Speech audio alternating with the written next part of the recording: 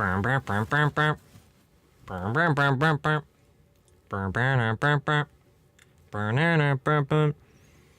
might as well be Alright everybody, as you can see, I'm in a closet.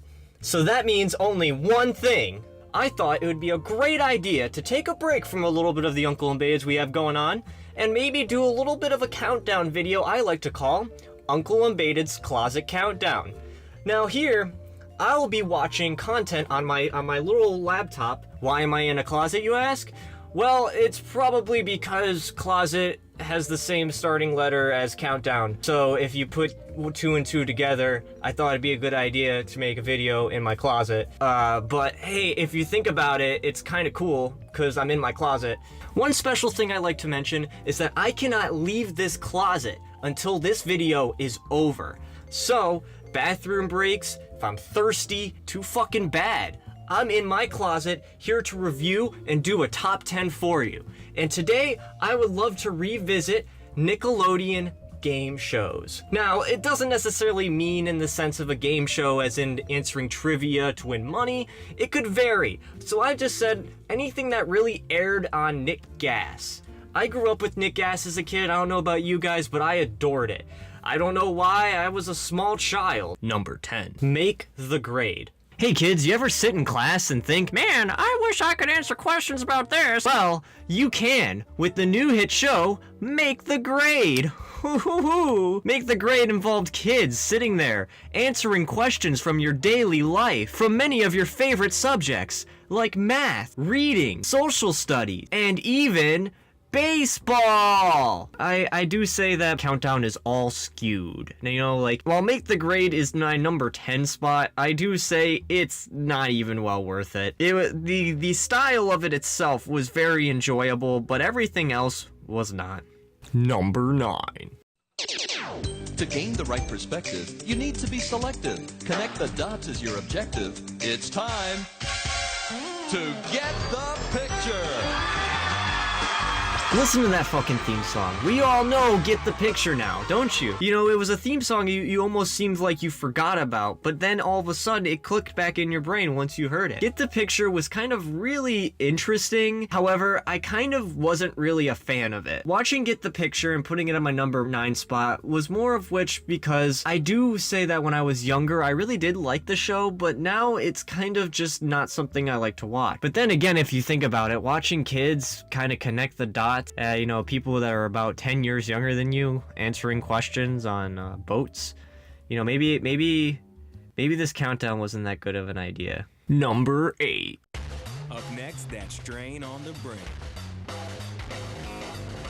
Figure It Out. Watching shows like All That and Amanda Show at the time, that made me appreciate shows that I actually did enjoy when I was younger. Figure It Out had many guests of many varieties, even had Cat Dog at a time. And what they would do was that there would be a weird little fact about a person, like a talent, and what they would have to do is they would have to guess things on what that talent is. And it varied. But there were some talents that were a little bit too much, I would tell you. And I know that even now and then you would see memes and stuff about it, but overall, I think Figure It Out's kind of entertaining. I think I got a lot of reactions from that. I got swarmed by these 60-year-old women. They were running after me, and they said, "Oh, my grandkids watch," and they started kissing me. I'm not lucky enough to get like kids my age. Do we believe that? You know, there's some things from our childhood that's not that cringy, and I definitely say that show's not. Outdated? Maybe. Yeah.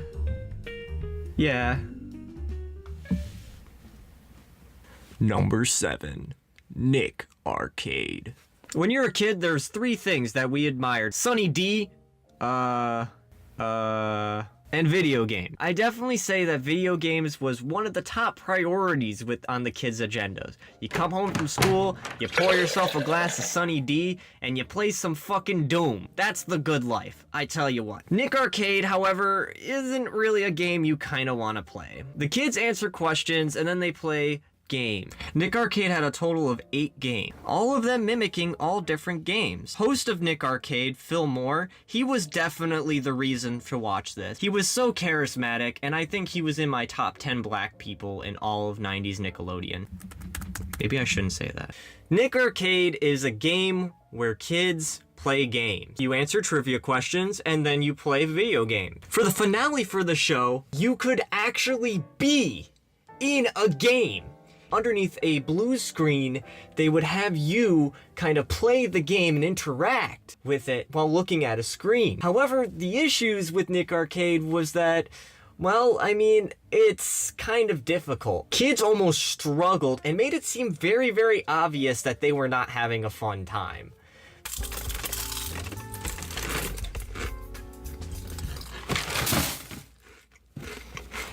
Number 6. Mark Summers is one of my idols. I have to say that straight up. And with his work that he did with Double Dare was absolutely phenomenal. I'm not just saying that just to be ironic. I really do believe that Mark Summers made Double Dare popular. We all know about Mark Summers. He's actually extremely OCD. He does not like dirty things. His house is perfectly neat and organized. When I was doing the research the night before on the show, I started to tear up because I said, I do that. I do that. Oh my God, this is what I do has a name. In our next segment, we're going to talk about OCD.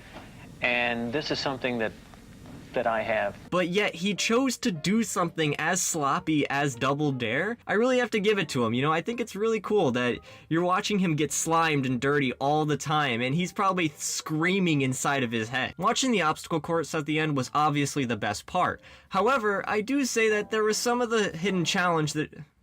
Thanks, Double Dare. You remind me that being sloppy is never a bad thing. Yes, it is. Number 5. Finders Keepers. Finders Keepers was an interesting show. I did not like any of the trivia, and I did not like the host. But wait, this is number 5. Why? Well, I do have to say that there's one part about Finders Keepers that was well over worth it.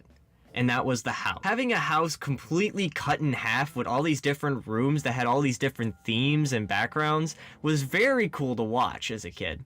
Teams of 2 were given a puzzle while being in a certain room, and they would have to find an item that correlates to the answer of that puzzle. Watching these kids scramble and dig for something that's very hard to find is hilarious. It's kind of interesting actually if you think about it, but like, you can watch these kids struggle time after time trying to find that object, but they never do. Sometimes they'll find it almost immediately, but most of the time they struggle. And I kind of like watching that. Number 4.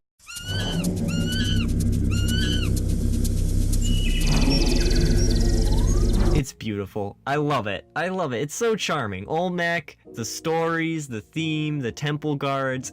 I love this show. But then you ask, why is it number 4? Well, the show itself, while it also was the most interesting and the most fun, it was the most toxic to the children themselves. Kids in the Legend of the Hidden Temple had to withstand 15 hours of on-set recording. And having these kids kind of become genuinely fatigued at the end of the temple prevented them from winning any prizes anyway. So typically, the first round always usually has some sort of moat.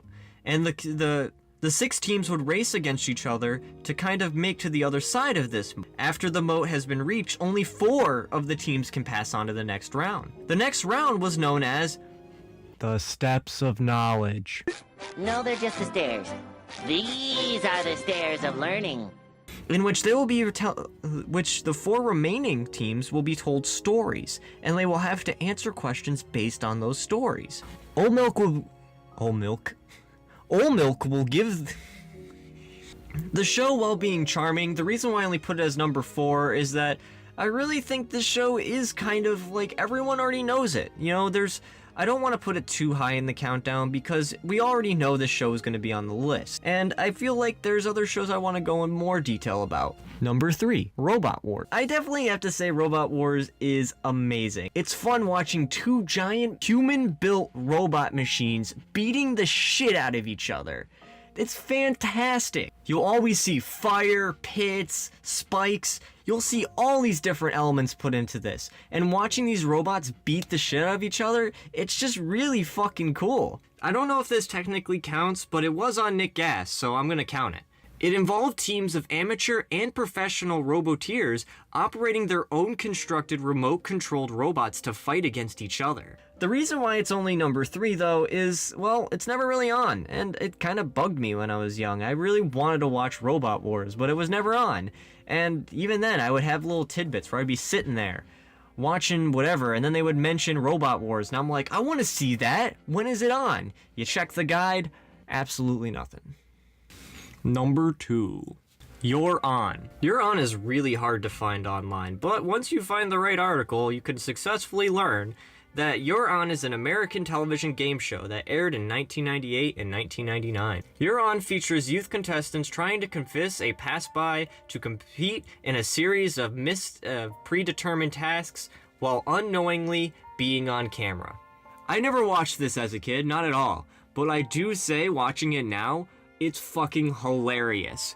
Watching kids trying to persuade strangers to do things and watching the strangers just flat out say no is fucking hilarious. You wanna do it? Nope. Being on number 2 in this countdown, I do have to say that my legs fucking hurt. After being in my closet for well over an hour, it's now time for me to do one more. For the last number on this countdown, I can finally then be able to leave this fucking closet, and I'm looking forward to it.